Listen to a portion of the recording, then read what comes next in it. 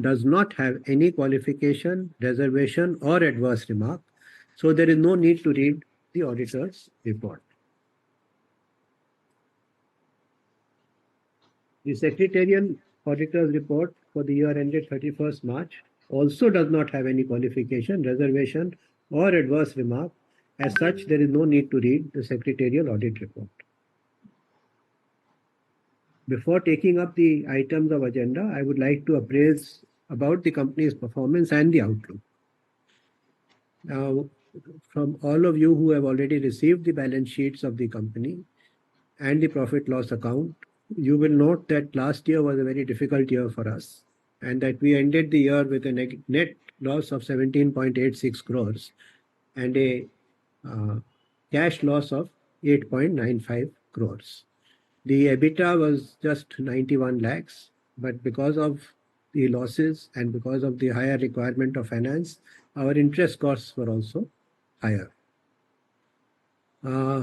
Unfortunately, the adversity continued, and during this first quarter of this year also, the company has suffered a net loss of 9.35 crores, which translates into a cash loss of 6.81 crores and an EBITDA of negative 4.13 crores.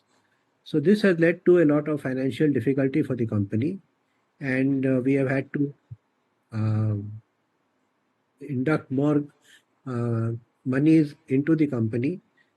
And before I proceed with what the situation is in the industry, I'd like to share with you that the holding company of the group, namely RV Investments and Dealers, were requested to support the company further, but RV Investments chose to not support, and as a result of which, we have been obliged to enter into an agreement of sale of the company to new owners. And on the 16th of August, we signed an agreement where the Kankaria Group, which is already running 5 jute mills, will now be taking over the unit, the company, as well as the management of the unit. As far as the industry situation is concerned, it is right now the entire industry is not in good shape. First of all, during the last 3 to 4 years, there has been a lot of mushrooming growth of small units, and the number of jute mills in the country now are somewhere in the region of 105 jute mills, as opposed to around only 70 5 years back. The government orders, which are very lucrative in terms of pricing, they have also been spread over over a large number of units. And as per my understanding, the last order which the government declared was given to 90 units. So the smaller units are also getting this business at the cost of the established and existing industry. Now, as on date, as per my understanding, the industry is running at approximately 50% capacity, with most mills running either 12 shifts or between 8 and 12 shifts, I would say. So it's a very difficult situation, and there are only few mills which are extremely efficient, and where there has been a lot of sacrifice in terms of even withholding and paying less salaries to the managerial staff. Many mills are still managing just about to keep their head above water. However, in Ludlow, we chose not to really cut back on salaries, etc., because that does not send a very good signal. And so this exit which we have taken, which my family has taken from Ludlow, though very painful and difficult for us, because we acquired this unit in 1979, and we have run it for the past 55 odd years. So it has been for since 1979. So it works to about 45 odd years. So we are really not, I mean, it's been a difficult decision for us. But looking at the situation of the industry and our inability to continue to support the company with the amount of finances which are required to bring it back to a normal, I think it's going to be very difficult. So we have chosen to exit. So one situation which I mentioned is the excess capacity and the reduction in government orders. I would not say the reduction in government orders. I would say that government orders are now being spread over a larger base. So each mill is getting less orders than it was in the previous years.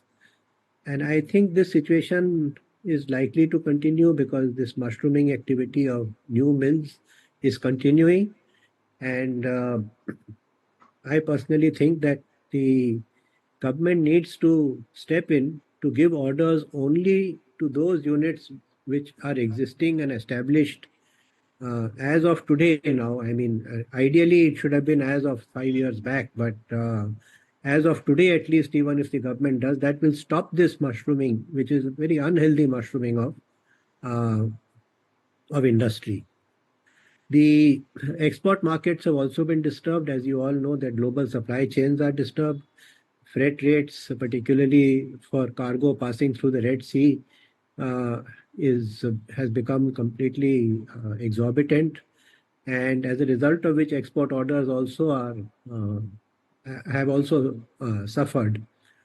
The industry seriously needs to look at revamping its product portfolio to first of all become more value added. Secondly, to start looking at new application development. And unless and until that happens, I fear that the industry is caught in a situation where it has an over dependence on food grain packaging and on government orders. So my feeling is that the industry, it has been immortal virtually. I mean, it has carried on for more than 100 years now, and we've had good cycles and bad cycles. But I think we have entered a phase where the cycle, at least as visible to me, in the next 1 to 2 years, is going to be quite negative. So I mean, that is really an overview. As far as the jute crop is concerned, uh, the jute prices have fallen substantially, raw jute prices. And I also fear that if the farmer does not get the right price for raw jute, then the incentive to grow jute will also decline. And we will be caught in not only a lower uh, demand, but also the availability of fiber. So, apart from developing the product portfolio, I think the industry also needs to concentrate on how to build on increasing the yields as well as the quality of raw jute. And I think the industry needs to really work in a very different manner than what it has up to now. And I think these are some of the challenges which we were faced with, and we felt that it is really not possible for us to continue with running this mill in the serious condition. So so we had chosen to exit. I think this by and large gives an overview of the picture of the jute industry. And now I would like to move to the business of the AGM. And the AGM notice contains three business items. The first item is regarding the adoption of the audited financial statements of the company for the financial year ended 31st March 24 and the report of the board of directors and auditors thereon. The second item I shall request Mr. Manoj Mohanka to please state, as I am an interested party.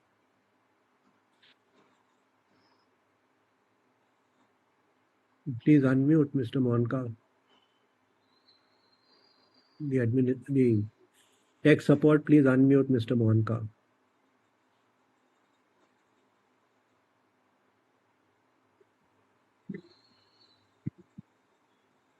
Manoj, are you able Mr. to? Manoj, Not please Mr. Manoj Gupta, Mr. Manoj Mohanka. You have unmuted Mr. Manoj Gupta. Yeah, Yeah. it's done now. The second item is the reappointment of Mr. Rajyavardhan Kanoria, DIN 00003792, as a director who retires by rotation and, being eligible, offers himself for reappointment. I now hand it back to Chairman. Yeah.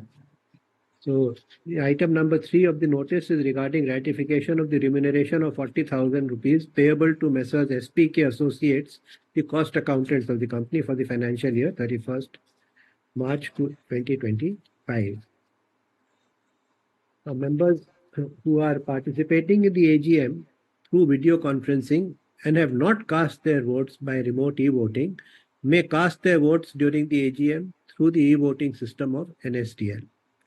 The facility for e-voting is being provided by National Securities Depository Limited. Members may log on to the e-voting website www.evoting.nsdl.com and vote thereon on the resolutions, as per the details mentioned in the notice of this meeting. Members may note that the voting through the NSDL e-voting system shall continue till 15 minutes from the conclusion of this AGM. Then Mr. Sachin Kumar, practicing company secretary, has been appointed as the scrutineer to scrutinize the e-voting process in a fair and transparent manner and is also present at the meeting. Serious about running this mill efficiently. And I think this is that they are running it now. We are running it jointly with them, with their assistance. They have already put in a large amount of money into the company. They are serious about running it. You can see that it is reflected, and each of you shareholders has benefited because the company's shares have virtually doubled from the time that we announced this about this agreement to the stock exchanges on the 16th of August. So I'm quite sure that the Kakaria Group is going to run this very well, and that they will continue to give good returns, probably much better returns to the shareholder than we were able to give. So I would request you to please have complete faith in the new management, because I do believe that they are very sincere about running.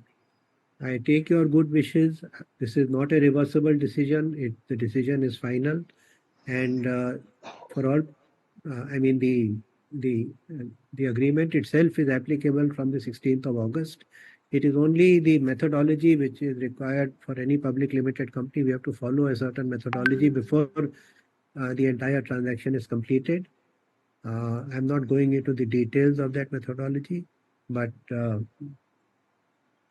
transaction will get completed in a few days from now, and the mill will be formally handed over. There are a few issues which I think you should also understand, that sometimes this feeling is there that we are a double-decker mill and that this is unique. Yes, it is unique, but it is also a huge disadvantage, because every day 150 tons of material has to go up and 150 tons of material has to come down, and which requires labor. So the mill to that extent is a little handicapped, and slowly we had actually started the process of moving some of the equipment down to the ground level, and we had built a new shed, and then we were hit by this sudden change in the industry's fortunes. Because as you know, the industry till 1.5 years back was actually doing extremely well. And then there was a sudden change in the fortunes, and now we are faced with this situation where most of the industry is today grappling with the lack of orders and have had to cut back on production. So I would like to wish the Kankaria family also the very best in running and giving returns to each one of the shareholders who have imposed so much confidence and faith in us. I shall also miss this company because, I mean, I don't think this is known publicly, but this deal was actually concluded by me when I was just 24 years old, and I was looking after two other jute mills of the family. So my father ran it for a long time, and now that he has passed away, the management again passed back to me.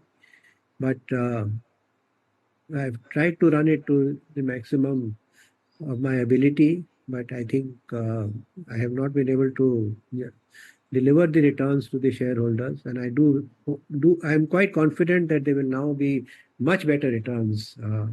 And as far as the policy about mill visits, etc., is concerned, this is entirely upon the new management.